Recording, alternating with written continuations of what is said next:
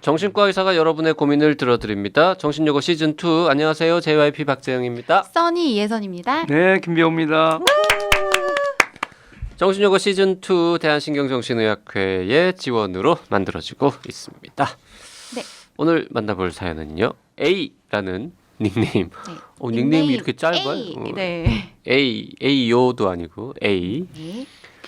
안녕하세요. 나는 의사다를 잘 듣고 있습니다. 특히 정신요고를 좋아합니다. 요즘 저는 동백꽃 필 무렵이라는 드라마를 즐겨보는데요. 저도요. 저도요. 용식이는 사랑입니다. 네. 최근 극중 범인이 기침을 하는 특징이 있고 그 기침이 흥분을 하면 나오는 틱장애라는 대사가 나오더라고요. 그 드라마뿐만 아니라 예능에서도 틱장애를 흉내내는 장면을 보곤 합니다. 그럴 때면 저희 가족이 떠오릅니다. 어렸을 때부터 성인이 된 지금까지 틱장애로 계속 약을 복용하고 있습니다. 컨디션에 따라 심할 때도 있고 아닐 때도 있고요. 갑자기 자신도 모르게 나오는 틱 때문에 힘들지만 긍정적이고 밝은 성격 때문인지 일상생활과 직장생활 모두 잘 해내고 있습니다.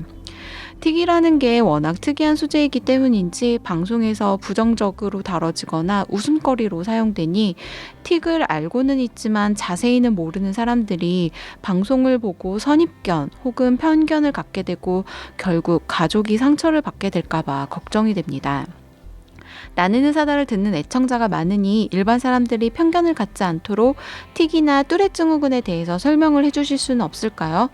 마지막으로 틱은 왜 발생하고 없어지진 않을까요? 약을 계속 복용하는 게 맞을까요?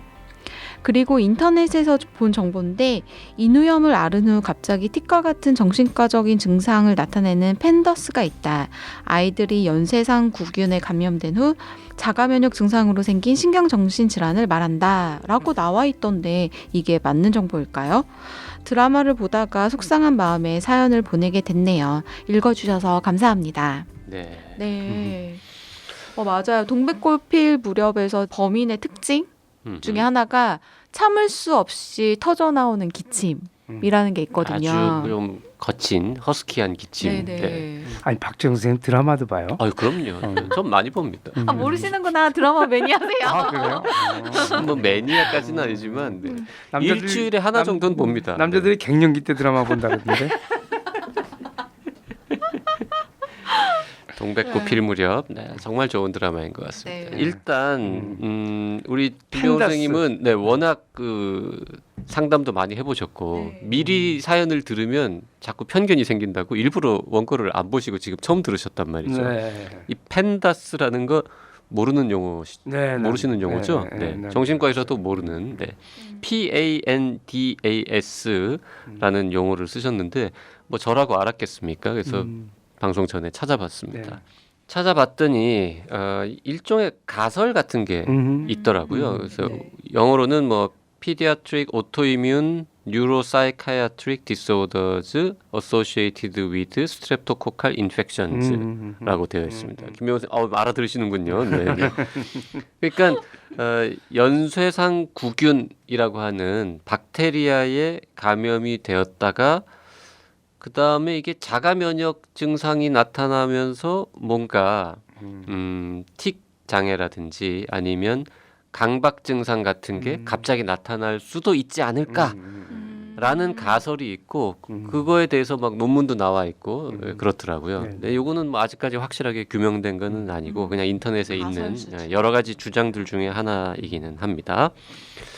그 부분은 뭐 김병호 선생님도 잘 모르시는 처음 듣는 내용이니까 잘 모르지만 아마 네. 앞으로 이런 쪽으로 해서 많이 밝혀질 거라고 가능성은 생각해 있죠. 있다고 네. 봐요. 꼭 이게 맞다고 얘기할 수는 없지만은 네네. 이 강박장애든 틱장애든 지금 틱장애에 대한 원인을 잘 모르니까 그렇죠. 이런 부분하고 관련돼 있는 것이 나중에 밝혀질 수도 있는데 사실 아직까지는 아마 이것이 이제 가설이고 의학에서는 굉장히 많은 가설이 있거든요. 맞아요. 그래서 네. 뭐 정반대되는 얘기들이 같이 나오기도 하고 그러니까 이제 인터넷에 이런 나오는 정보들이 다 옳다고 볼 수는 없는데 네. 하여간 하나의 가설이고 가능성이 있을 수도 있다 이렇게 생각하면 네. 좋겠죠. 한 2년 전에 뭐 덴마크에서 연구해서 이 연쇄상 구균에 의해서 인후염, 목감기 뭐 비슷한 거잖아요. 네네. 인후염이 걸리면 이런 증상이 나타날 가능성이 좀 높아진다. 뭐 이런 논문도 나와 있긴 하더라고요. 자, 어쨌든 틱 드라마 보다가 갑자기 가족이 떠올랐다. 가족이 글쎄요, 뭐 형제 자매 네, 누가 정도 되는 것 네, 같아요. 네, 네. 네. 틱을 다뤘던 것 중에 또 하나 생각나는 드라마는 그 좀 시간이 지나긴 했지만 괜찮아 사랑이야라고 조인성 씨, 이것도 공효진 씨가 나왔던 거네요.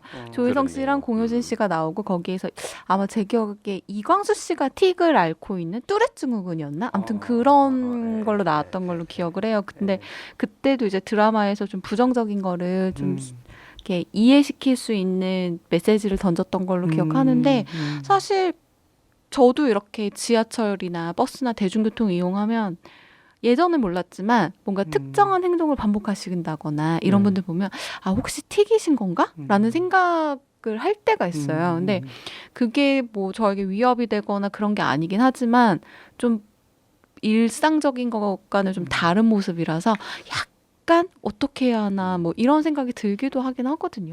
그러니까 선진국이라는 건 뭐냐면요. 아픈 사람이거나 장애가 있는 사람이 일반인들과 똑같거나 일반인보다 훨씬 더 편한 삶이 불편하지 않는 나라가 선진 문화라고 볼 수 있거든요. 네.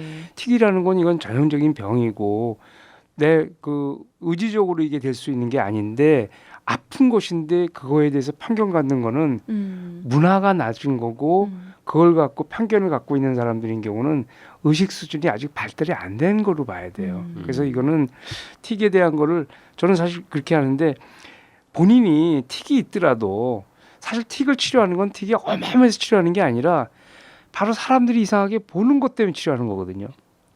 그렇게. 사람들이 뭐라고 하든 말든 본인이 신경 안 쓰거나 사람들이 뭐라 안 하면은 이거 치료 안 해도 돼요. 좀 심하게 얘기하면은. 맞아요. 네, 그래서 틱은 뭐 그 틱을 갖고 있는 의사들도 많아요. 근데 그 의사 선생님은 제 주변에도 많아요. 많아요. 의사 선생님 많은데 심지어 소아정신과 선생님이 틱을 갖고 있어요. 근데 그 선생님은 옛날부터 그랬기 때문에 우리는 그 선생님 그러더라도 그냥 아무렇지도 않게 생각해. 킁 하고 이제 지나가고 이제 이런단 말이에요. 그렇죠. 그래서 그거를 이게 문제 삼지 않으면은 틱이나 뚜렛도 문제가 되질 않아요. 근데 민도가 낮을 때, 문화가 낮을 때 이거에 대해서 놀리고 뭐 하다 보니까 그래서 치료를 하는 거고 이거 있을 때 사람들이 이상하게 볼까봐 치료를 하는 것이지 사실은 그게 없다면은 치료 안 해도 되는 병이라고 볼 수 있어요.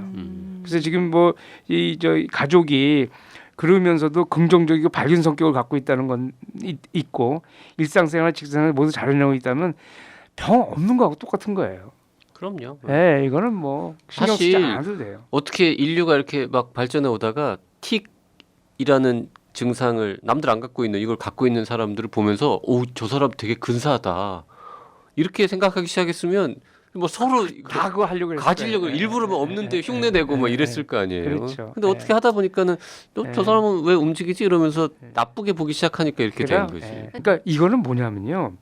우리가 사람들이 어떻게 생각하냐면 나하고 다른 면이 있으면 위험하다고 생각하는 거예요. 이거는 문화가 발달되기 전에 나하고 다른 거는 사실 위험한 거였었어요. 어느 시점까지는. 근데 점점 세상이 발달되면서 어떻게 냐면 나하고 다른 사람이 많이 있어야 그 사회가 발전해요. 그러니까 선진화된 문화를 갖고 있다는 건 뭐냐면 나하고 다른 사람을 존중할 수 있어야 되는데 틱에 대해서 사람들이 그러는 거는 어렸을 때부터 나하고 다른 거를 아직도 집에서 가르칠 때 위험하다고 가르치는 거예요. 그래서 어렸을 때부터 나하고 다른 아이들, 나하고 다른 면이 있는 것을 이거를 긍정적으로 볼 수 있게끔 하고 거기에 아이들이 다가설 수 있게끔 하는 것이 그렇게 아이들을 교육시키는 것부터 하는 게 필요해요. 그러니까 틱은 전형적으로 나하고 다른 속성을 갖고 있는 사람이 무슨 문제가 있을 것이다라고 생각하고 그게 사실은 어떤 면에서는 자기 조절 능력이 떨어진다고 해서 경시하거나 이렇게 보는 거거든요. 그렇게 보지 말고 나하고 다른 면이 있는 사람은 그 다른 면이 나중에 나한테 도움을 줄 것이다. 궁극적으로 하는 거 하나를 봐야 되는 거고요. 그리고 세상에는 여러 형태가 사람들이 있어야 되는 거고 우리 인간은 살아가면서 언젠가는 장애를 받아요. 그게 나이가 들은 장애가 될지 뭐 신체 어느 부분은 상해서 장애가 될지 관절이 상할지 내가 언젠가는 장애가 될 텐데 지금 내가 건강하다고 장애가 있는 사람을 비하하면은 나중에 내가 장애가 됐을 때 내가 다시 역으로 공격을 당해요. 그러니까 장애 있는 사람을 공격하거나 비하하거나 낮추는 그런 사회는 결국은 사회 구성원 모두가 나중에는 그런 대접을 받을 수밖에 없다. 그러니까 장애를 갖고 있는 사람들이 편안하게 살 수 있고 마음을 상하지 않고 있는 사회가 그게 행복한 사회고 선진화된 사회다 이렇게 얘기할 수 있어요. 네. 자, 뭐 틱 관련해 가지고는 의학적인 내용은 뭐 다 많이 찾아보셨을 거니까 자세하게 설명은 안 드리겠지만 뭐 왜 발생하는지 명확하게 밝혀져 있지 않고요. 맞아요. 아직까지는.